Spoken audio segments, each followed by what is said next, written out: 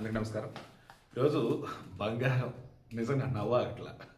ఎందుకంటే మొన్న బంగారం రేటుకు సంబంధించి ఏదో తేడాగుంది, కొనొద్దు, ఆగమ్మ అని చెప్పేసి మా చెల్లి చెప్పి మా అక్క కూడా చెప్పి, ఎందుకో మార్నింగ్ ఆల్రెడీ పడింది.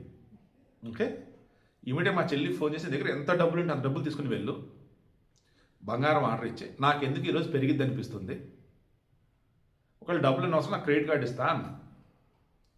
ఇప్పుడు చూసా, కోర్స్ మార్నింగ్ ఉన్న రేటే తీసుకుంటాడు, ఇప్పుడు పెరుగుతున్న రేటు ఈవినింగ్ అప్డేట్ అయితే అప్పుడు చూస్తాడు. ఇప్పుడు ఎంత పెరిగిందంటే మరలా 700 రూపాయలు పెరిగేసింది.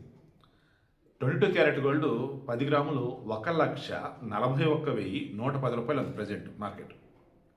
నెక్స్ట్ 24 క్యారెట్ గోల్డ్ 1,53,910 చిల్లర అంత ఉంది. ఆ వెండి అది వచ్చేసి 2,80,000 దగ్గర ఉంది కేజీ.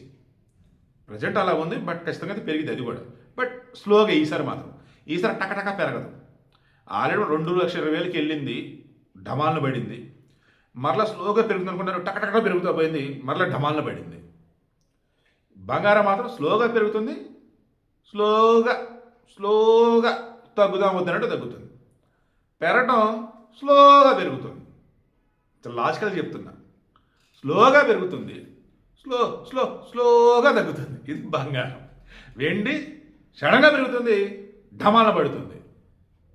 అందుకే వెండి అంటే రిస్క్, బంగారం ఆల్వేస్ సేఫ్. సో హ్యాపీగా మీ దగ్గర డబ్బులు కనుక్కుంటే బంగారాన్ని కొనుక్కోండి. ఎందుకంటే నేనే కాదు, ఎక్స్పర్ట్స్ కూడా ఇప్పుడు అదే చెప్తున్నారు.